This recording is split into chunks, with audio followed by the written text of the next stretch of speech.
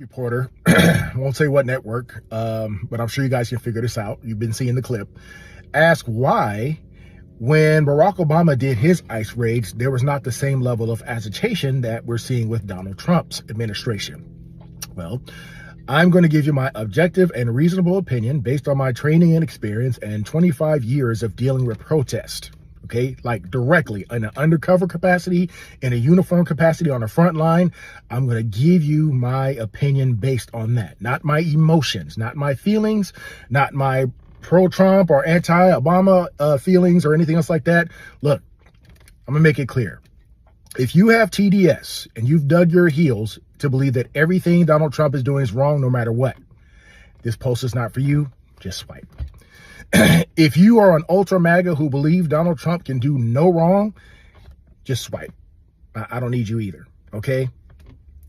This is for the Americans who are objective and reasonable and are open to hearing all sides. So I'm just giving you another side, okay? That's it. And hopefully with this information, you will draw your own conclusions as to what's really happening out here, all right? So here's the difference between Barack Obama's ICE raids and Donald Trump. Barack Obama deported 5 million people. How did he do that? Do you think he just wrote a letter to these folks and said, hey, thanks for visiting my country. I appreciate you staying here for a while, but it's time for you to go. You think that's how it went? No. You think he showed up on somebody's doorsteps, knocked on the door, said, hey, you're not supposed to be here. Thanks for visiting. Here's a gift basket. Go back to your home country. Do you think that's how he did that? 5 million people? You think that's how he did that? No. He did the same raids that Trump's doing today. There was no difference. The only difference is he didn't get the same smoke. Why? Because he was everybody's favorite president. Everybody loved him. So they didn't want to put a black eye on his presidency, so he didn't get the same smoke. Yeah, we had a few protests. Yeah, we had a few sit-ins, but not the level of agitation that we're seeing today with the Trump administration. Let me give you an example of selective outrage. Nancy Pelosi went down to the detention centers run by Obama. You remember the kids in cages photo that everybody was floating around trying to blame Trump for? I think we all should know that that was under the Obama administration. The kids in cages thing was Barack Obama. Okay? And Nancy Pelosi went down to the detention center and she was overcome with emotion on what she saw. And she expressed that, but she held her tongue. She didn't give Obama the same smoke she gave Donald Trump because that was her guy. And she respected his authority, even though she didn't agree with what was happening. And she held her tongue. Her and other politicians didn't get together and tell their police forces to go to war with Barack Obama and his ICE administration. That's the difference.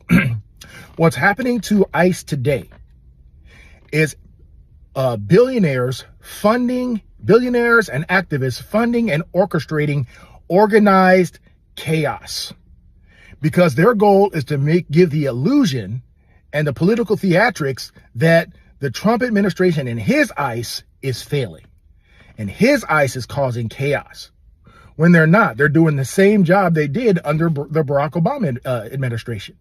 The difference is they're getting the smoke. Do we recall anybody under the Barack Obama administration dropping off their child, shaving their head, getting in the car with their partner and driving 6 hours to another state to lead a caravan to impede and block ICE officers? ICE agents. We didn't see that under Barack Obama. We're seeing that today in mainly blue cities, because these blue cities want to use the imagery of the chaos they create with officers and agitating the situation and stressing these officers out and causing all kind of havoc to push their narrative because they hate the current administration. That's it. That's all. That's it. That's all. Never have I seen elected officials basically tell their officers to fight against ICE. Never have I seen elected officials tell their citizens to resist at this level. I've never seen it. So that's the only difference between what happened with Obama's administration and what's happening to Trump, is that there are people funding organized chaos to create the optics to you to cause you to lose faith in the current administration. That's it. That's all, guys. You have to know this by now. I've been working protests for 25 years. I've seen it all. I've worked it as an undercover officer for 2 years. I've worked protests. And I've seen how organized these people are. See, that's when I talk to people. I'm talking from experience. I'm not talking from a political standpoint. I've seen how organized. I've seen lawyers out there showing people how to avoid arrest or how to get out of jail or what to do. I've seen organizers telling people how to get out of holds with the police, how to get out of being arrested. I've seen this. I was actually pretending to be one of them. And now it's been turned up, it's been magnified, it's been strengthened, it's more intensified than I've ever seen it before. More people are putting money into these types of protests. Once again, to create the imagery that you have a fascist president, that you're living under a dictatorship.